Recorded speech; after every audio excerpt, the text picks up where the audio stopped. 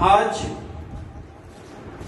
میں آپ کے سامنے ایک سیریل کو شروع کرنے کو ہوں۔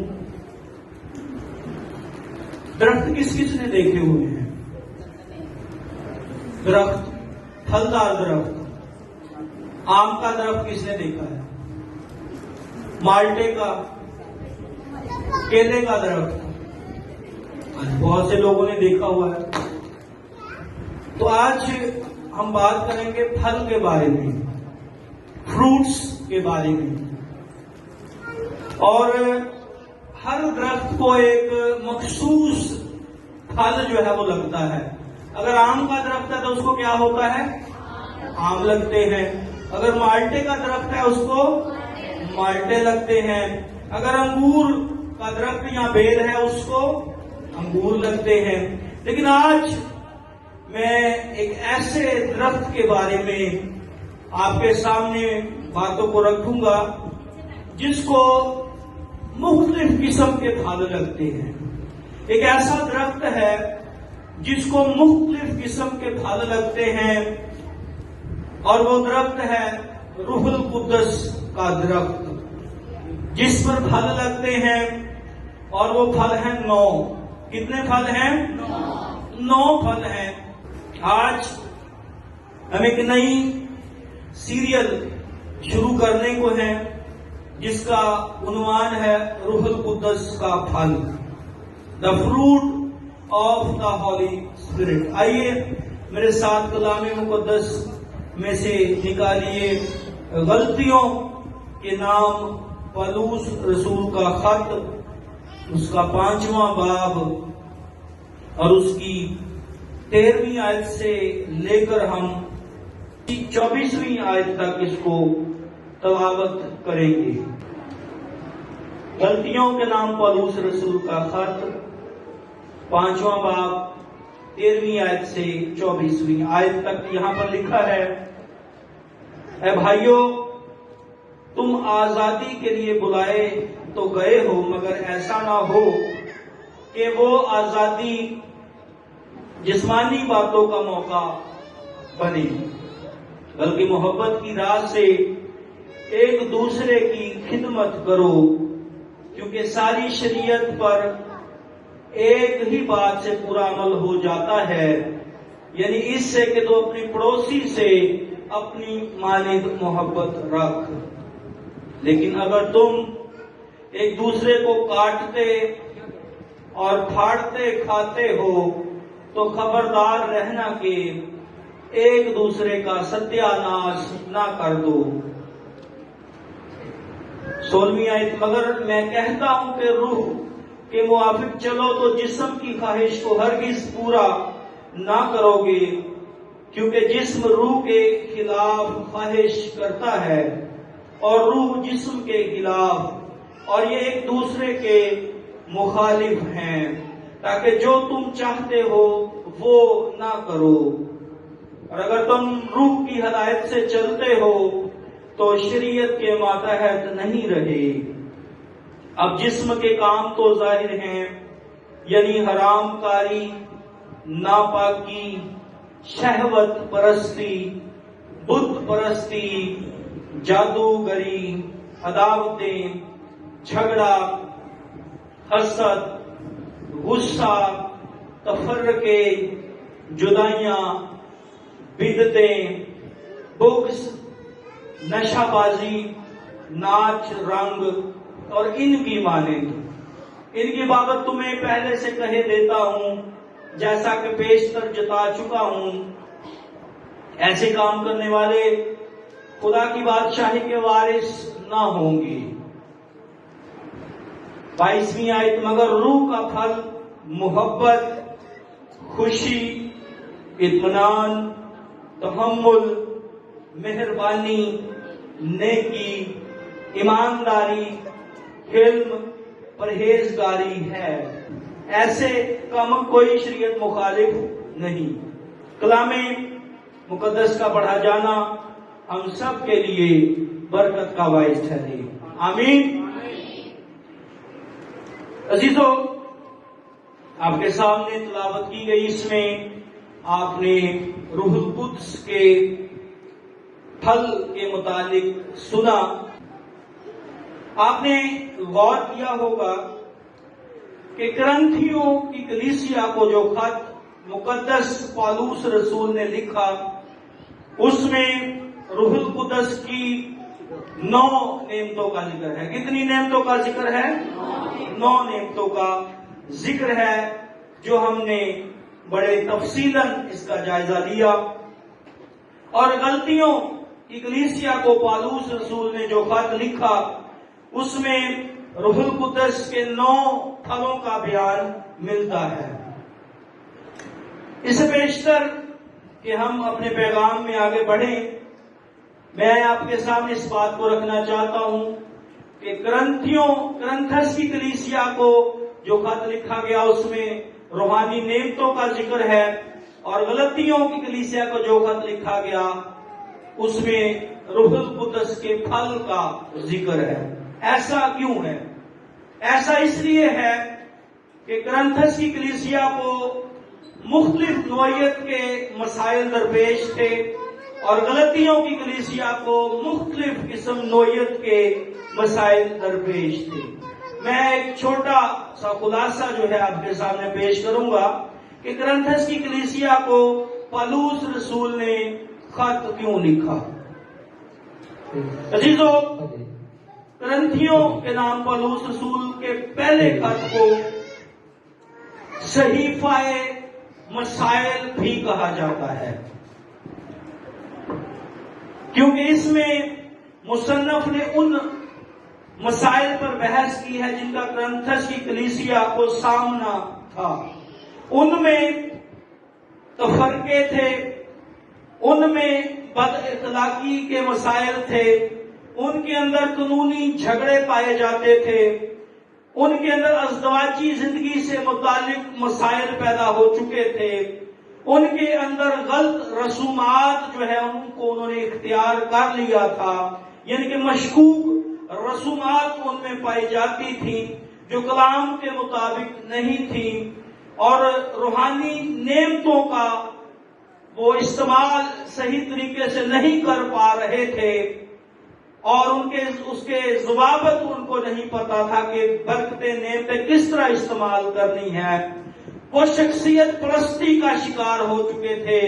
کوئی کہتا تھا میں کیفا کا ہوں، کوئی کہتا تھا میں پالوس کا ہوں، کوئی کہتا تھا میں اپولوس کا ہوں، کوئی کہتا تھا میں مسیح کا ہوں. یعنی کہ ان کے اندر گروہ بندی پیدا ہو چکی تھی. ہر ایک نے اپنا علیحدہ سے ایک لیڈر چن لیا تھا، اور کلیسیا میں مختلف لوگوں کو مقرر کر کے ان کو ان کی پیروی کرنا شروع کر دی گئی، یعنی کہ شخصیت پرستی کرنا شروع کر دی انہوں نے. اس طرح کے مسائل ان کو درپیش تھے.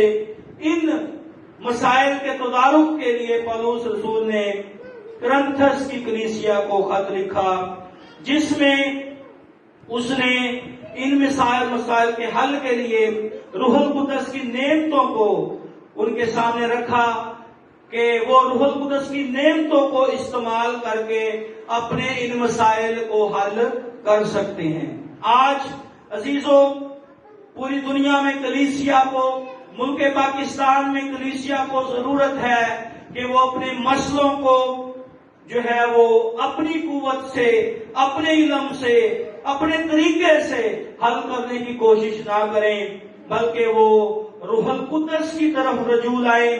روح القدس کی نعمتوں کو استعمال کرتے ہوئے اپنے مسائل کو حل کریں گے تو مسائل حل ہو جائیں گے، اور کلیسیا جو ہے وہ ترقی کر جائے گی. اور اگر اپنی قابلیت سے، اپنی لیاقت سے ہم مسائل کو حل کرنے کی کوشش کریں گے تو وہ حل نہیں ہو پائیں گے، بلکہ وہ بگڑیں گے، حالات بگڑیں گے، معاملات خراب ہونا شروع ہو جائیں گے. اس لیے اپنی زندگی کے روزمرہ کے روحانی، جسمانی، معاشرتی، خاندانی، کاروباری معاملات جو ہیں، اقتصادی معاملات جو ہیں، عزیزو ہمیں انہیں خدا کے سامنے پیش کرنے کی ضرورت ہے. اپنے مسئلوں کو خدا کے سامنے پیش کریں، خدا کے پاک روح کے سامنے پیش کریں، اور پھر ہمیں جو اس کا حل ملے گا وہ ایک خوبصورت حل ہوگا جس سے ہم جو ہے وہ ترقی کر پائیں گے۔ تو یہ تھا کہ کرنتھس کی کلیسیا کو خط کیوں لکھا گیا۔ اب غلطیوں کی کلیسیا کو خط کیوں لکھا گیا جس میں روح القدس کی نعمتوں کا ذکر ہے؟ تو عزیزو، غلطیوں کی کلیسیا کو 3 بڑے مسائل کا سامنا تھا۔ ان کی کلیسیا میں، غلطیہ کی کلیسیا میں 3 قسم کے مسئلے تھے، وہ آپ کے سامنے رکھنا چاہتا ہوں۔ نمبر 1 پر ہے، غلطیہ کی کلیسیا میں لوگ جب انہوں نے پولس رسول کے وسیلہ سے خدا کے کلام کو سنا، وہ ایمان لائے، خداوند یسوع مسیح کو اپنا شخصی نجات دہندہ انہوں نے قبول کیا۔ جینٹائلز میں سے، یعنی کہ مختلف غیر مذاہب میں سے، غیر اقوام میں سے لوگ دین مسیحیت میں آ گئے۔ ان میں غیر اقوام کے لوگ بھی شامل تھے، اس میں یہودی لوگ بھی شامل تھے، اور انہوں نے یسوع مسیح پر ایمان لا کر اپنی نئی زندگی کا آغاز کیا۔ پہلا مسئلہ یہ تھا کہ جو جوز بیک گراؤنڈ کے لوگ تھے، جو یہودی پس منظر کے لوگ تھے، انہوں نے یہ خیال کر لیا کہ یسوع مسیح پر ایمان لانے کے ساتھ ساتھ، خداوند یسوع مسیح کو قبول کرنے کے ساتھ ساتھ موسیٰ کی شریعت پر عمل کرنا بھی ضروری ہے، تب ہی وہ مسیحی کہلائیں گے، تب ہی وہ مکمل مسیحی بن جائیں گے۔ بات آپ کو سمجھ آ گئی کہ جو یہودی سے کنورٹ ہو کر مسیحیت میں آئے، انہوں نے یہ طریقہ اپنا لیا، انہوں نے یہ تعلیم دینا شروع کر دی کہ خداوند یسوع مسیح پر ایمان لانے کے ساتھ ساتھ شریعت کے اعمال، شریعت کی رسومات ادا کرنا بھی اشد ضروری ہے، تب ہی ہم حقیقی مسیحی بن سکتے ہیں۔ یہ تھا پہلا مسئلہ جو غلطیہ کی کلیسیا میں پایا جاتا تھا۔ اسی لیے پولس نے یہ خط لکھا اور ان کو یسوع مسیح پر ایمان لانے سے متعلق بتایا کہ جب یسوع مسیح پر ایمان لے آتے ہیں، اس کے بعد کسی بھی قسم کی شریعت پر عمل کرنے کی حاجت باقی نہیں رہتی۔ یسوع مسیح کے وسیلہ سے ہی نجات ملتی ہے، ملنی ہے اور ملتی ہے۔ یہ تھا پہلا مسئلہ۔ دوسرے نمبر پر اگر ہم غلطیوں کا خط پہلا باب 6 آیت سے لے کر 9 آیت تک پڑھیں تو وہاں پر اس بات کو واضح کیا گیا ہے کہ نجات صرف یسوع مسیح کے وسیلہ سے ہی ملتی ہے۔ ہاللیلویہ! نجات کس کے وسیلہ سے ملتی ہے؟ ذریعہ نجات دنیا میں صرف ایک ہی ہے اور اس کا نام ہے خداوند یسوع المسیح۔ ہاللیلویہ! اور کسی وسیلہ سے نجات مل نہیں سکتی۔ اگر کوئی اور دعوے دار آ جاتا ہے کہ میں نجات دے سکتا ہوں، عزیزو وہ باطل ہے، وہ جھوٹا ہے، وہ ملعون ہے، کیونکہ نجات دہندہ منجی دو عالم صرف اور صرف ایک ہی ہے اور وہ خداوند یسوع المسیح ہے۔ ہاللیلویہ! دوسرا مسئلہ یہ تھا کہ اس کلیسیا میں یہ مسئلہ ہوا کہ انہوں نے کہا کہ نجات صرف یسوع مسیح سے نہیں ملتی، بلکہ نجات حاصل کرنے کے اور بھی بہت سے ذریعے ہو سکتے ہیں۔ پولس نے اس لیے ان کو یہ خط لکھا کہ نجات دہندہ صرف ایک ہی ہے اور نجات صرف ایک ہی شخص دے سکتا ہے جس کا نام خداوند یسوع المسیح ہے۔ یہ تھا دوسرا مسئلہ جس کی وجہ سے غلطیوں کی کلیسیا کو پولس رسول نے خط لکھا۔ تیسرا مسئلہ تھا جب انسان یسوع مسیح پر ایمان لے آتا ہے تو اس میں ایمان نظر آتا ہے، جیسا کہ غلطیوں 5 باب 23ویں اور 24ویں آیت اگر ہم پڑھیں، 22ویں آیت 23ویں اور 24ویں، वहां पर लिखा है मगर रूह का फल मोहब्बत, खुशी, इत्मीनान, तहम्मुल, मेहरबानी, नेकी, ईमानदारी, हिल्म, परहेजगारी है। ऐसे कामों की कोई शरीयत मुखालिफ नहीं। तो अजीजों, इस बात को बयान किया गया कि अगर कोई मसीह है तो उसमें मसीही होने के आसार नजर आने चाहिए। अगर मैं या आप में से कोई भी ये दावा करता है कि मैं यीशु मसीह पर ईमान रखता हूं, मैं उसको मानने वाला हूं, तो अजीजों फिर इस बात को उसको साबित करना होगा। ये साबित कैसे होगा? ये उस वक्त साबित होगा जब उसके आसार, उसकी अलामतें, उसकी निशानियां जो मसीही होने का दावेदार है उसमें नजर आएंगे। वो फल उसकी जिंदगी में नजर आएंगे। वो फल कौन से हैं जो मैंने आपके सामने पढ़े हैं? 9 फल रूहुल कुद्दस के। ये है आसार, ये है वो निशानी जो एक ईमानदार, जो एक मसीही की जिंदगी में नजर आती है। तब साबित हो जाता है कि ये शख्स क्या है? यीशु मसीह को मानने वाला है, मसीही है, इसके अंदर रूहुल कुद्दस के फल जो हैं इसकी जिंदगी से जाहिर हो रहे हैं। इसलिए अजीजों, अल्फाज को गौर से सुनिएगा। रूह का फल तस्दीक करता है कि हम मसीही हैं। क्या साबित करता है? रूहुल कुद्दस का फल इस बात की तस्दीक करता है कि हम मसीही हैं। आसान जुबान में अगर हमारी जिंदगी में मोहब्बत है, खुशी है, इत्मीनान है, तहम्मुल है, मेहरबानी है, नेकी है, ईमानदारी है, हिल्म है, परहेजगारी है, अगर ये क्वालिटीज, अगर ये चीजें, अगर ये फल हमारी जिंदगी में नजर आ रहे हैं, तो फिर हम क्या हैं? तो फिर हम मसीही हैं। एक मसीही की पहचान किससे होती है? फल से। किससे होती है? क्या नेमत से? किससे? एक मसीही की पहचान रूहुल कुद्दस की नेमत से नहीं होती। जो कि आज पूरी दुनिया परेशान है, वो अपनी पहचान रूहुल कुद्दस की नेमतों से करवाना चाहते हैं दुनिया को। वो कहते हैं, देखे मेरे पास हिकमत का कलाम है, मेरे पास इल्मियत का कलाम है, मेरे पास नबूवत है, मेरे पास शिफा है, मेरे पास रूहों का इम्तियाज है, मेरे पास तरह तरह की जुबानें हैं, ये चीजें, ये नेमतें मेरे पास हैं, इसलिए मैं मसीही हूं। लेकिन अजीजों, कलाम ऐसा नहीं कह रहा। कलाम कह रहा है कि एक मसीही की पहचान क्या है? रूहुल कुद्दस का फल है।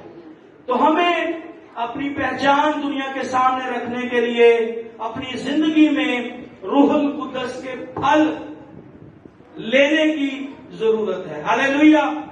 मेरे ख्याल में आपको ये बात समझ आ गई होगी। एक मसीही की पहचान जो है वो रूहुल कुद्दस के फल से होती है। आज आपके सामने तौरफी पैगाम मैं रख रहा हूं। आज हम रूहुल कुद्दस के फल से मुतालिक अभी नहीं सीखेंगे।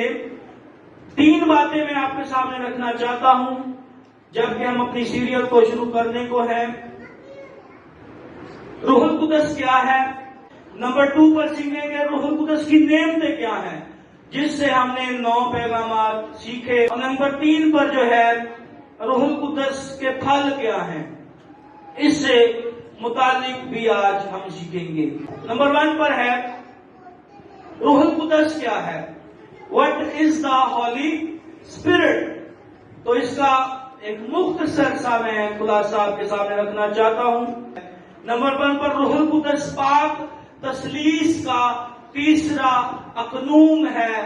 नंबर 2 पर रूहुल कुद्दस अज़ली है, रूहुल कुद्दस अबदी है, यानी कि ये इटर्नल है, ये हमेशा से है और हमेशा तक रहेगा।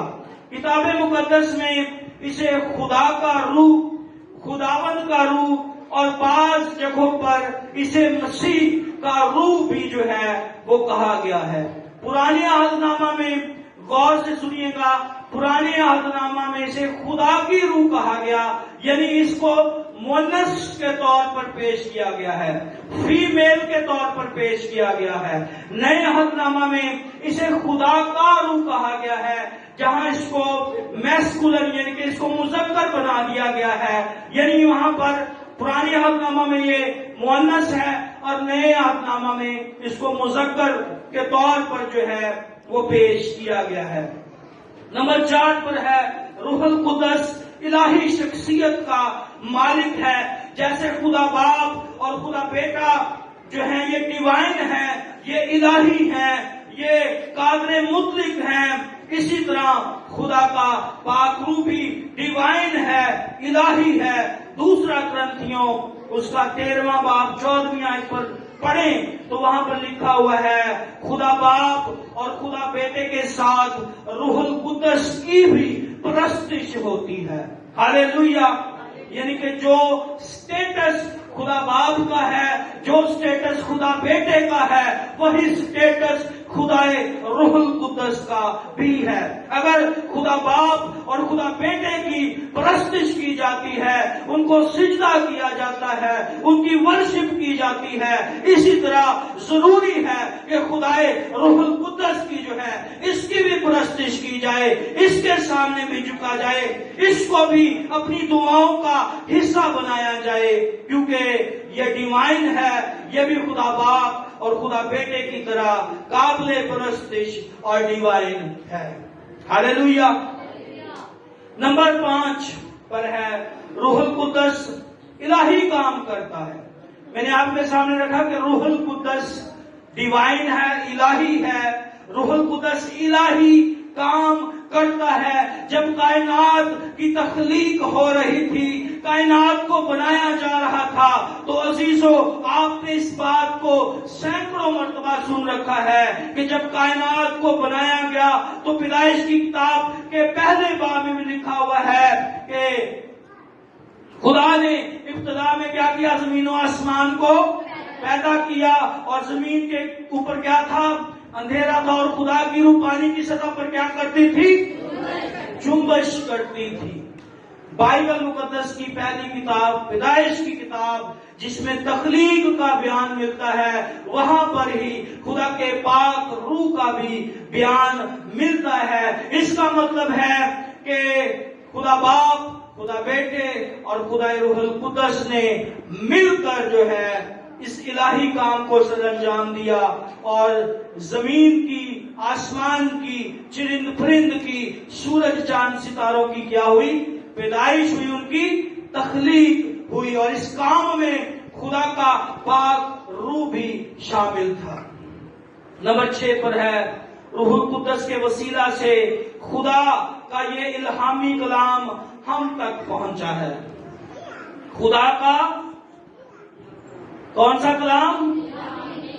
کون سا کلام؟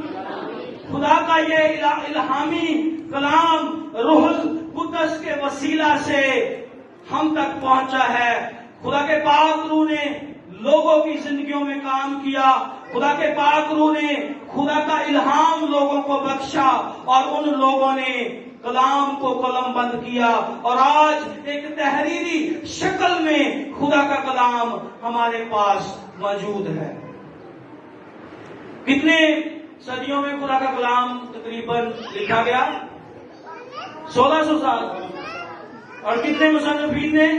40 مصنفین نے، جن کو خدا کے پاک روح نے قائل کیا، ان کو تحریک دی، ان کو الہام دیا، اور ان 40 لوگوں نے خدا کے پاک روح کی قدرت سے، اس کے الہام سے اس کلام کو قلم بند کیا، اور آج یہ کلام ہماری تربیت کے لیے، ہماری روحانی ترقی کے لیے، دنیا اور آخرت کے بارے میں آگاہی دینے کے لیے ہمارے پاس موجود ہے۔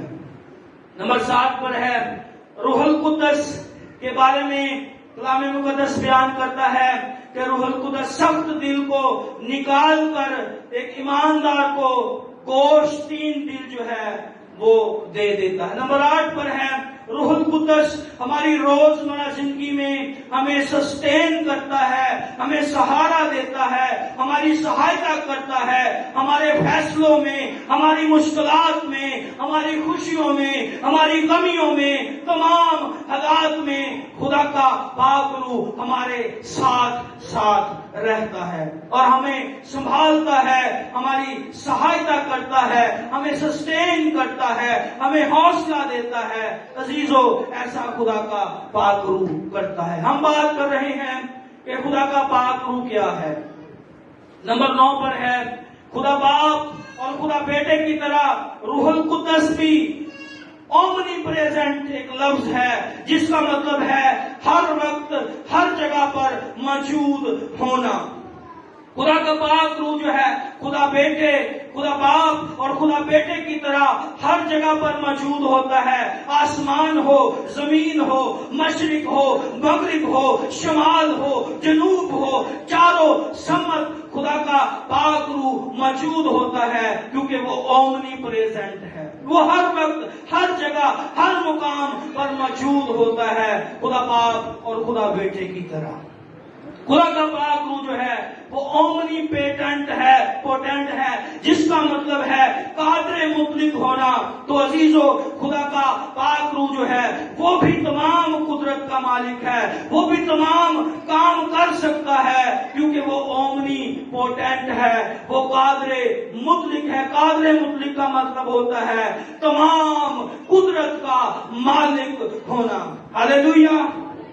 تو خدا کا پاک روح جو ہے وہ قادر مطلق ہے، خدا بیٹے اور خدا باپ کی طرح۔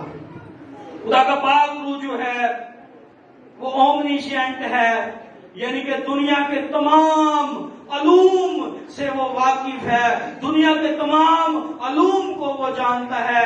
دنیا کا کوئی بھی ایسا علم نہیں ہے جو خدا کے پاک روح سے چھپا ہوا ہو۔ خدا کا پاک روح دنیا کے تمام علوم کو جانتا ہے۔ اس لیے عزیزو، خدا کا پاک روح اومنی پریزنٹ، ہر جگہ پر موجود، اومنی پوٹنٹ، قادر مطلق اور اومنیشینٹ، تمام علوم سے واقفیت رکھتا ہے۔ یہ تھا روح القدس کیا ہے، جس میں نے 10 نکات کلام مقدس میں سے آپ کے سامنے رکھے کہ روح القدس کیا ہے، یہ کیا کیا کرتا ہے، اس کی شخصیت کس طرح کی۔ اب ہم سیکھیں گے روح القدس کی نعمتیں کیا ہیں۔ یہ میں نے آپ کو تقریباً 10 پیغامات میں یہ چیزیں آپ کو بتائی ہیں کہ روح القدس کی نعمتیں کیا ہیں۔ کتنی نعمتیں ہیں؟ 9 نعمتیں ہیں، اور اس کے کتنے ہم نے سیٹ بنائے تھے اگر آپ کو یاد ہو؟ 9 نعمتوں کے 3 سیٹ بنائے تھے۔ ہر سیٹ میں کتنی نعمتیں تھیں؟ 3 نعمتیں تھیں۔ وہی بات آپ کو ریوائز کرانے لگا ہوں، آپ کو ریوائز ہو جائے گی، آپ کو یاد ہو جائے گی۔ نمبر 2 پر میں آپ کی خدمت میں رکھنا چاہتا ہوں کہ روح القدس کی نعمتیں کیا ہیں۔ تو عزیزو، پہلے کرنتھیوں کے خط میں ہم نے بڑے تفصیل کے ساتھ ہم نے ان کو سیکھا تھا۔ روح القدس کی نعمتوں کے 3 سیٹ بنائے گئے مفسرین کی طرف سے ہماری آسانی کے لیے، جس میں پہلے سیٹ میں جو نعمتیں شامل تھیں یا شامل ہیں وہ ہے حکمت کا کلام، علمیت کا کلام، روحوں کا امتیاز۔ ان 3 نعمتوں کو کہا گیا تھا کہ یہ کیا ہیں؟ یہ مائنڈ آف گاڈ ہیں۔ ان 3 نعمتوں سے کیا ظاہر ہوتا ہے؟ خدا کی سوچ، خدا کا ارادہ، خدا کا ذہن کہ وہ ایمانداروں کے لیے، دنیا کے لیے کیا ہے۔ حکمت کا کلام، علمیت کا کلام، روحوں کا امتیاز، یہ مائنڈ آف گاڈ یعنی کہ خدا کے ذہن کو، خدا کی سوچ کیا ہے انسان سے متعلق، اس پر روشنی ڈالتی ہیں یہ 3 نعمتیں، حکمت کا کلام، علمیت کا کلام اور روحوں کا امتیاز۔ دوسرے سیٹ میں جو 3 نعمتیں شامل ہیں ان میں ہے ایمان، شفا کی توفیق، معجزات کی قدرت. ان 3 نعمتوں کو سیٹ کو جو کہا گیا وہ ہے پاور آف گاڈ، یعنی کہ ایمان، شفا کی توفیق اور معجزات کی قدرت سے خدا کے لوگوں پر خدا کی قدرت ظاہر ہوتی ہے، خدا کی طاقت ظاہر ہوتی ہے، خدا کا جلال لوگوں پر ظاہر ہوتا ہے. ایمان، شفا کی توفیق اور معجزات کی قدرت سے. جب ایمان کے وسیلہ سے کوئی شفا پاتا ہے یا کوئی معجزہ ہوتا ہے تو کیا ہوتا ہے؟ ہم کس کو جلال دیتے ہیں؟ ہم خداوند کے نام کو جلال دیتے ہیں کہ یہ کس نے کیا ہے؟ یہ خدا نے کیا ہے. تو اس کا مطلب ہے ہم اس بات کا اقرار کرتے ہیں کہ خدا نے اپنی قدرت کو، اپنی طاقت کو، اپنے جلال کو اس شخص پر، اس بہن پر، اس بھائی پر، اس بچے پر، اس بزرگ پر ظاہر کیا ہے. خدا کی قدرت نے اس کی زندگی میں کام کیا ہے، اس لیے اس کو شفا ملی ہے یا معجزات کی قدرت جو ہے اس کی زندگی میں ظاہر ہوئی ہے. تو دوسرا سیٹ اس کو کہا گیا ہے پاور آف دی گاڈ، یعنی کہ ان 3 نعمتوں سے خدا کی قدرت، خدا کی قوت، اس کی طاقت، اس کی پاور لوگوں پر جو ہے وہ ظاہر ہوتی ہے. اور تیسرا سیٹ جو ہے نبوت، طرح طرح کی زبانوں کا ترجمہ. عزیزو، ان 3 نعمتوں کے وسیلہ سے خدا کی آواز ایمانداروں تک پہنچتی ہے، خدا کی آواز جماعت تک پہنچتی ہے. نبوت کے وسیلہ سے، طرح طرح کی زبانوں کے وسیلہ سے اور زبانوں کا ترجمہ کرنے کے وسیلہ سے خدا کی آواز ہم تک پہنچتی ہے. اس لیے نعمتوں کے اس تیسرے سیٹ کو کہا گیا ہے وائس آف دی گاڈ، کیونکہ ان 3 نعمتوں کے وسیلہ سے ہم خدا کی آواز کو سن پاتے ہیں. ہاللیلویا. عزیزو، روح القدس کی نعمتوں سے جو ہے ایمانداروں کو فائدہ ہوتا ہے. کس 3 قسم کا ہمیں اس سے فائدہ ہوتا ہے؟ نمبر 1 پر روح القدس کی نعمتوں سے ہمیں انفرادی پرسنل فائدہ ہوتا ہے، یعنی کہ اکیلے شخص کو بھی جو ہے اس سے فائدہ ہوتا ہے. جب روح القدس کی نعمتیں ایک اکیلے شخص کی زندگی میں وارد ہوتی ہیں، اسے ملتی ہیں، تو عزیزو اس سے اس کی انفرادی ترقی ہوتی ہے. خداوند اس کو سرفراز کرتا ہے، خداوند اس کو نوازتا ہے اور وہ انفرادی طور پر ترقی کرنا شروع کر دیتا ہے. نمبر 2 پر روح القدس کی نعمتوں سے کلیسیائی ترقی ہوتی ہے. کلیسیا جو ہے وہ معیاری کلیسیا بن جاتی ہے، کلیسیاں ترقی کرتی ہیں. روح القدس کی نعمتیں ان کلیسیاوں میں آپریٹ ہوتی ہیں. وہ نظر آتا ہے کہ یہ زندہ کلیسیا ہے، نظر آتا ہے کہ یہ خدا کے پاک روح سے بنی ہوئی کلیسیا ہے، نظر آتا ہے کہ روح القدس کی نعمتیں اس کلیسیا میں کام کر رہی ہیں. اس طرح کلیسیا جو ہے، چرچ جو ہے وہ ترقی کرنا شروع کر دیتا ہے. کس کی وجہ سے؟ روح القدس کی نعمتوں کی وجہ سے. اور کلیسیا ایک معیاری مسیحی کلیسیا بننا شروع کر دیتی ہے. تیسرے نمبر پر ہے روح القدس کی نعمتوں سے خدا کے نام کو جلال ملتا ہے. اگر شفا ہوتی ہے خداوند کے نام کو جلال ملتا ہے، اگر معجزہ ہوتا ہے خدا کے نام کو جلال ملتا ہے، اگر طرح طرح کی زبانیں بولی جاتی ہیں خدا کے نام کو جلال ملتا ہے، اگر زبانوں کا ترجمہ کیا جاتا ہے خدا کے نام کو جلال ملتا ہے. ان 9 نعمتوں کے وسیلہ سے خدا کے نام کو جلال ملتا ہے، نہ کہ جو شخص، بہن یا بھائی اس کو استعمال کر رہا ہے اس کو جلال ملنا چاہیے، بلکہ روح القدس کی نعمتوں سے خدا کے نام کو جلال ملنا چاہیے. تیسری بات اور آخری بات، یعنی ہماری جو تیسری مین ہیڈنگ ہے، نقطہ ہے، روح القدس کے پھل کیا ہیں؟ اس سے آگے ہم ایک ایک نعمت کو پکڑیں گے اور اس کا پھر ہم تفصیلاً اس کا جائزہ لیں گے، اس سے متعلق سیکھیں گے کہ وہ نعمت کیا ہے۔ تو عزیزو، جس طرح روح القدس کی نعمتوں کو ہماری آسانی کے لیے اسکالرز نے، مفسرین نے اس کے 3 سیٹ بنائے، ان کو 3 حصوں میں تقسیم کیا، اسی طرح روح القدس کے 9 پھل جو ہیں ان کو بھی 3 حصوں میں تقسیم کیا گیا ہے۔ 3 پھل کا جو ہے ایک گروپ بنایا گیا ہے۔ نمبر 1 پر جو گروپ ہے، اگر بائبل مقدس پر آپ نظر دوڑائیں، 22ویں آیت، غلطیوں کا خط 5واں باب، 22ویں آیت، پہلی 3 جو 3 پھل ہیں، مگر روح کا پھل محبت، خوشی، اطمینان۔ محبت، خوشی اور اطمینان۔ عزیزو، یہ جو 3 نعمتیں ہیں یہ ڈائریکٹلی خداوند یسوع مسیح سے لنکڈ کرتی ہیں، یہ خداوند یسوع مسیح سے ان کو منسوب کیا گیا ہے۔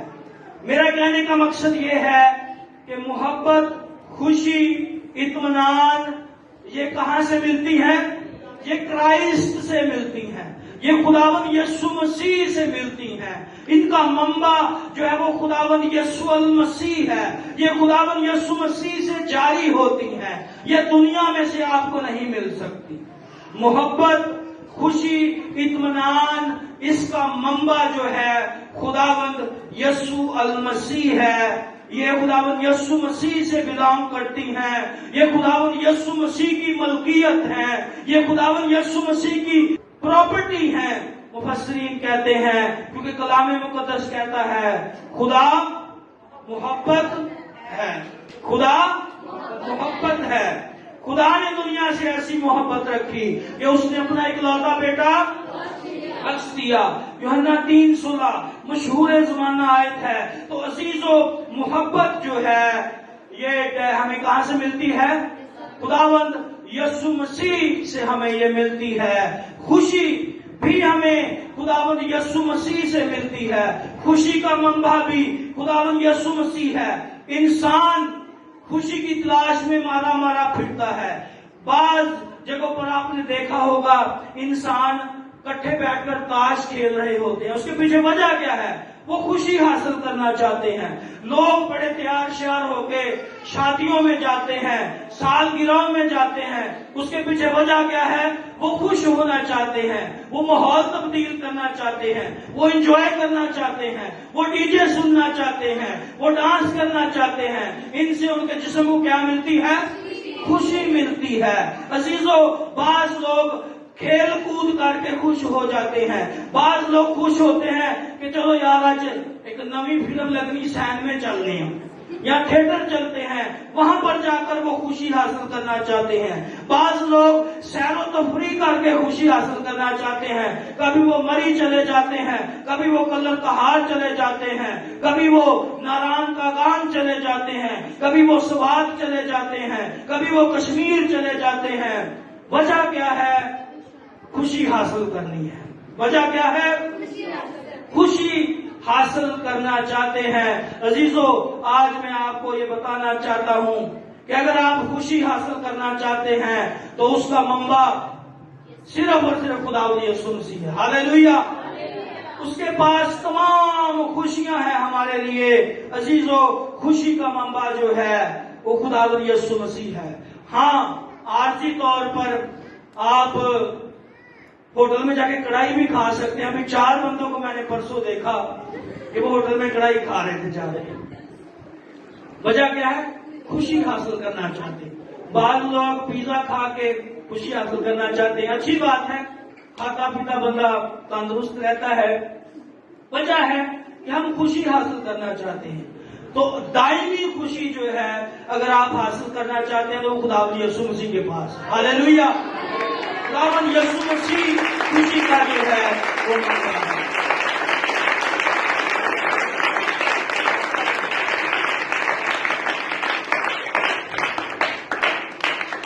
ہم نعمتوں کے پہلے سیٹ میں ہیں محبت، خوشی اور اطمینان۔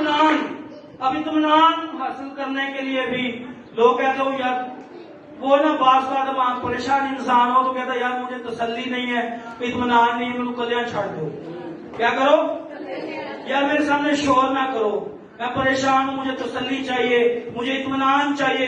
इत्मीनान हासिल करने के लिए बार लोग दूर निकल जाते हैं, गोशा नशीन हो जाते हैं, गारों में जाकर बैठ जाते हैं, पता नहीं किधर किधर चले जाते हैं, ताकि वो किसी से मुलाकात ना करें, उनको ज़हनी जिस्मानी सुकून और इत्मीनान हासिल हो। इत्मीनान हासिल करने के लिए इंसान भी बहुत कोशिश करता है। अजीजों, तो आज मैं आपको बताना चाहता हूं, ये इत्मीनान, ये खुशी, ये मोहब्बत आपको खुदा यीशु मसीह से मिलेगी। खुदा का पाक रूह ये रखता है उसके पास, ये बरकतें, ये फल उसके पास मौजूद हैं। अगर आप चाहते हैं कि आपके अंदर मोहब्बत हो, खुशी हो, इत्मीनान हो, तो फिर किसके पास जाना है? यीशु मसीह के पास जाना है। यीशु मसीह के पास मोहब्बत है। आप जैसे भी हैं, मैले कुचैले हैं, जैसे भी हैं, वो आपको कबूल करेगा। हालेलुया। वो आपको गले लगाने के लिए तैयार है, वो आपको अपनी खुशी देने के लिए तैयार है, वो आपको इत्मीनान देने के लिए तैयार है। इसलिए उसने कहा कि तुम्हारा दिल ना घबराए, मेरा इत्मीनान लो। कलाम मुकद्दस इस बात को बयान करता है कि जिस तरह दुनिया इत्मीनान देती है, उस तरह मैं इत्मीनान नहीं देता। तो हमें जरूरत है कि हम खुदा के पाक रूह में मजबूत हों, ताकि हम खुदा यीशु मसीह से मोहब्बत, खुशी और इत्मीनान को हासिल कर सकें। रूह कुदस के फल का दूसरा जो ग्रुप है, सेट है, तहम्मुल। बाइबल मुकद्दस पर देखेंगे, तहम्मुल, मेहरबानी और नेकी। ये जो रूह कुदस के 3 फल हैं, अजीजों, इन 3 फल का जो ताल्लुक है वो चर्च के साथ है।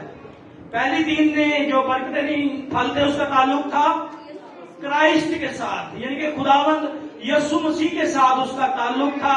तहम्मुल, मेहरबानी और जो नेकी है, इन 3 फल का जो ताल्लुक है वो चर्च के साथ है। और चर्च से मुराद ये ईंटों से बना हुआ बिल्डिंग नहीं है, ये लेंटर डली हुई बिल्डिंग नहीं है जहां पर हम इस वक्त बैठे हुए हैं। ये इबादत गाह कहला सकती है, ये इबादत खाना कहला सकता है। हाँ, हम इसको चर्च बिल्डिंग कहते हैं, लेकिन असल में चर्च जो है वो कलीसिया को कहा जाता है। चर्च किसको कहा जाता है? कलीसिया को चर्च कहा जाता है। मसीह का बदन कलीसिया है, उसको चर्च कहा गया है, उसको कलीसिया कहा गया। ईमानदारों की जमात को कलीसिया कहा गया है। चुने हुए लोगों को, अलहदा किए हुए लोगों को चर्च कहा गया है। अजीजों, तहम्मुल, मेहरबानी, नेकी, ये जो तीनों फल हैं, ये आपको कलीसिया के साथ लिंक्ड होने से मिलेंगे। कलीसिया के साथ मुंसलिक होने से जब आप मुंसलिक होते हैं, ये 3 फल आपको तब मिलते हैं जब आप कलीसिया में आएंगे, तो फिर ही आप अपने तहम्मुल का मुजाहरा करेंगे। ये अकेला बंदा कैसे तहम्मुल का मुजाहरा करे? अपने आप से तहम्मुल करी जाए। जब आपको कोई दूसरा शख्स आपके साथ बैठा होगा, वो आपको परेशान करेगा, वो आपको तंग करेगा, तो फिर आपके तहम्मुल का इम्तिहान होता है। क्या होता है? फिर आपके तहम्मुल का इम्तिहान होता है, प्रैक्टिकल होता है। इसलिए तहम्मुल, मेहरबानी, नेकी जो है, ये कलीसियाई फल हैं, ये चर्च में आने से मिलते हैं। अगर आपके पास कोई मौजूद नहीं है तो आप मेहरबानी किस पे करेंगे? आप किस पे मेहरबान होंगे? जब आपके पास कोई सामने है नहीं, कि अपने आप ही मेहरबान होते रहेंगे? नहीं, मेहरबानी हमेशा किसी दूसरे पर की जाती है, तहम्मुल भी किसी दूसरे से किया जाता है, और नेकी भी किसी दूसरे पर ही की जाती है। इसलिए अजीजों, जो लोग चर्च नहीं आते, आज मैं उनको बताना चाहता हूं कि जब वो चर्च में आएंगे, रफाकत में कायम होंगे, तब ये 3 नेमतें, उनके बरकतें जो है, ये 3 फल उनकी जिंदगी में ऑपरेट होंगे। पहले 3 جو ہے وہ ہمیں کس سے ملتے ہیں؟ خداوند یسوع مسیح سے. ان کے محبت، خوشی، اطمینان کا منبع کون ہے؟ تحمل، مہربانی اور نیکی کا منبع کون ہے؟ چرچ ہے. اور چرچ سے مراد آپ سبھی جو اس وقت یہاں پر بیٹھے ہوئے ہیں. ایک بہت بڑا مسئلہ کلیسیا پاکستان کو آج درپیش ہو گیا ہے. ہم بہت سے لوگوں سے کہتے ہیں او بہن جی، برا جی، چرچ آیا کرو. وہ کیا کہتے ہیں؟ یار میں گھر ہی دعا شعا کر لینا، اور ٹی وی لگا ہوتا ہے چینل مسیحی. خداوند کی شکر گزاری ہم کرتے ہیں، مسیحی چینلز ہمارے پاس ہیں، بڑے اچھے طریقے سے وہ کام کر رہے ہیں، یہ اچھی بات ہے. لیکن صرف ٹی وی چینل پہ گزارا کرنا یہ اچھی بات نہیں ہے. کہ آپ کو کہا جائے کہ آپ کلیسیا میں آ کر شراکت داری کریں، رفاقت میں قائم ہو، اور آپ آگے سے کہتے ہیں یار وہ گھر پہ ہے ٹی وی، ادھر میں بیٹھ کے دعا بھی کر لیتا ہوں، ادھر بیٹھ کے میں کلام بھی سن لیتا ہوں، ادھر بیٹھ کے ہی میں جو ہے وہ دعا بھی کروا لیتا ہوں اپنے اوپر. تو یہ ایک قسم کی میں کہوں گا کلام سننا، دعا کرنا، سننا یہ اچھی بات ہے. لیکن ٹی وی چینل سے آپ کو کرائسٹ کے تھرو جو 3 پھل ہیں وہ مل جائیں گے. آپ کو ٹی وی چینل سے خوشی مل سکتی ہے، محبت مل سکتی ہے، اطمینان مل سکتا ہے، کیونکہ یہ یسوع مسیح سے ملتے ہیں اور یسوع مسیح کو ہی ٹی وی چینلز پہ پیش کیا جاتا ہے. لیکن تحمل، مہربانی اور نیکی آپ کو ٹی وی چینل سے نہیں ملے گا. اس کو حاصل کرنے کے لیے آپ کو چرچ میں آ کے کلیسیا کے ساتھ مل کر خداوند کی پرستش کرنے کی ضرورت ہے. جب آپ ایک دوسرے سے ملیں گے، جب عبادت ختم ہوتی ہے، آپ کیا کرتے ہیں؟ ایک دوسرے سے ملتے ہیں، بہن جی کی حال ہے، برا جی کی حال ہے. اگر کوئی ناراض ہے اس کو کیا کرتے ہیں؟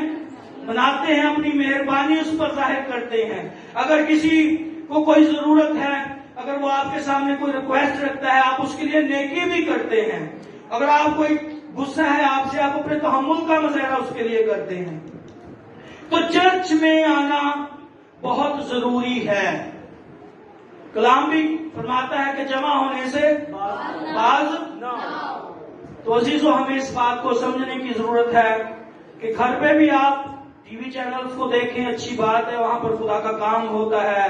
لیکن ہمیں باقاعدہ، غور سے سنیے گا، ہمیں باقاعدہ کسی کلیسیا کا رکن بننے کی ضرورت ہے. ہمیں باقاعدہ طور پر کسی چرچ کا ممبر بننے کی ضرورت ہے اور اشد ضرورت ہے. تب ہی خدا آپ کو برکت دے گا، تب ہی آپ کو تحمل، مہربانی اور نیکی یہ پھل آپ کی زندگی میں ورکنگ کام کرنا شروع کریں گے. اور اگر آج کوئی صرف ٹی وی چینل پہ گزارا کر رہا ہے تو میں اس کو یہ مشورہ دینا چاہتا ہوں، خدا را کسی کلیسیا کا رکن بنے، کسی نہ کسی چرچ کے ساتھ آپ اپنے آپ کو اٹیچ کریں اور رفاقت میں قائم ہوں اور برکتوں کو حاصل کریں. تحمل، مہربانی اور نیکی کہاں سے ملے گا؟ چرچ سے ملے گا. کہاں سے ملے گا؟ اچھا جی، محبت، خوشی، اطمینان کہاں سے ملتا ہے؟ کس سے؟ ہاں جی، یہ بات آپ کو پتہ چل گئی ہے. تحمل، مہربانی اور نیکی کہاں سے ملتا ہے؟ چرچ سے ملتا ہے، جبکہ ہم ایک چرچ کی شکل میں یہاں پر موجود ہیں. آخری بات اور تیسری بات، جو خدا یسوع مسیح سے منسلک ہو جاتے ہیں ان میں محبت، خوشی اور اطمینان آ جاتا ہے. جو چرچ سے منسلک ہو جاتے ہیں ان میں تحمل، مہربانی اور نیکی آ جاتی ہے. اور عزیزو، جب ایک شخص ایسا کرتا ہے، اگر ہم مسیح یسوع سے محبت، خوشی اور اطمینان حاصل کر لیتے ہیں اور پھر چرچ سے منسلک ہو کر تحمل، مہربانی اور نیکی حاصل کر لیتے ہیں، تو عزیزو اس کا ایک رزلٹ نکلتا ہے. کیا ہوتا ہے؟ اس کا ایک نتیجہ نکلتا ہے. اس کا نتیجہ یہ نکلتا ہے کہ ایک مسیحی پیدا ہو جاتا ہے. کرائسٹ سے برکت لے لی، چرچ سے برکت لے لی. جب یہ دونوں برکتیں، یہ دونوں پھل ایک انسان کے اندر ان کا ملاپ ہوتا ہے، یہ مکس اپ ہوتے ہیں، اس کا نتیجہ یہ نکلتا ہے کہ ایک مسیحی شخص پیدا ہو جاتا ہے۔ اور جب ایک مسیحی شخص پیدا ہونا شروع ہو جاتا ہے تو اس میں 3 چیزیں ظاہر ہونا شروع ہو جاتی ہیں۔ یعنی اس کے اندر کیا ہونا شروع ہو جاتا ہے؟ اگلی 3 نعمتیں ہیں۔ اس کے اندر کیا آ جاتی ہے؟ ایمانداری آ جاتی ہے، اس کے اندر حلم آ جاتا ہے، اس کے اندر کیا ہوتی ہے؟ پرہیزگاری آ جاتی ہے۔ یعنی کہ وہ سیلف کنٹرولڈ ہو جاتا ہے۔ یعنی کہ 3 جو پھل ہیں اس نے خدا یسوع مسیح سے حاصل کیے، محبت، خوشی، اطمینان۔ 3 پھل اس نے تحمل، مہربانی، نیکی، چرچ سے حاصل کر لیے۔ جب ان 6 پھلوں نے اس کے اندر گڑبڑ پیدا کی، اس کی زندگی میں ہلچل پیدا کی، تو کیا ہوا؟ وہ اس کی ایک نئی پیدائش ہوئی۔ وہ ایک مسیحی کے طور پر جب پیدا ہو جاتا ہے تو پھر اس کے اندر جو چیزیں ظاہر ہوتی ہیں، جو پھل ظاہر ہوتے ہیں، وہ ہے ایمانداری، حلم، یعنی کہ وہ حلیم بن جاتا ہے اور پرہیزگار بن جاتا ہے۔ مزے کی بات ہے، آخری بات، پہلا جو 3 پھلوں کا ہم نے سیٹ آپ کے سامنے رکھا، اس کا منبع کون ہے؟ کرائسٹ۔ انگلش میں تھوڑی بات کروں گا، کرائسٹ۔ اور دوسری جو 3 پھل آپ کے سامنے رکھے گئے، یعنی کہ تحمل، مہربانی، نیکی، اس کا منبع کون ہے؟ چرچ۔ کرائسٹ، چرچ، اور ان دونوں کے وجہ سے جو تیسری چیز پیدا ہوتی ہے وہ ہے کرسچن۔ کیا ہے؟ کرسچن۔ اگر آپ غور کریں، کرائسٹ بھی سی سے شروع ہوتا ہے، چرچ بھی سی سے شروع ہوتا ہے، اور کرسچن بھی سی سے شروع ہوتا ہے۔ جو ABC کو لوگ جانتے ہیں، اس کو کہتے ہیں ٹرپل سی فارمولا۔ کیا کہتے ہیں؟ ٹرپل سی فارمولا۔ اور جس کے اندر یہ ٹرپل سی فارمولا ہوتا ہے وہی حقیقی مسیحی ہوتا ہے۔ ہاللیلویا۔ یعنی کہ جس کے اندر روح القدس کے یہ 9 پھل موجود ہوتے ہیں، ہی از دا جینوئن کرسچن، وہ ہوتا ہے حقیقی مسیحی۔ اسے دیکھ کر لوگ کہتے ہیں کہ یار یہ بندہ مسیحی ہے، یار یہ بہن جو ہے یہ مسیحی ہے، کیونکہ اس کی زندگی میں کیا ہے؟ اس کی زندگی میں محبت ہے، اس کی زندگی میں خوشی ہے، اس کی زندگی میں اطمینان ہے، اس کی زندگی میں تحمل ہے، اس کی زندگی میں مہربانی ہے، اس کی زندگی میں نیکی ہے، اس کی زندگی میں ایمانداری ہے، اس کی زندگی میں حلم ہے، اور اس کی زندگی میں پرہیزگاری ہے۔ اس لیے یہ اصل مسیح کا پیروکار ہے، اس لیے یہ حقیقی مسیحی ہے۔ ہاللیلویا۔ یہ تھا ایک تعارفی پیغام جو آپ کی خدمت میں نے رکھا۔ تو نیکسٹ پیغامات سے ہم ایک پھل کو لیں گے، روح القدس کا جو پھل ہے، اور اس کا تفصیلاً ہم جائزہ لیں گے اور خداوند سے برکت حاصل کریں گے۔ خداوند آپ سبھی کو آج کی کلام کے وسیلہ سے برکت دے۔ آمین۔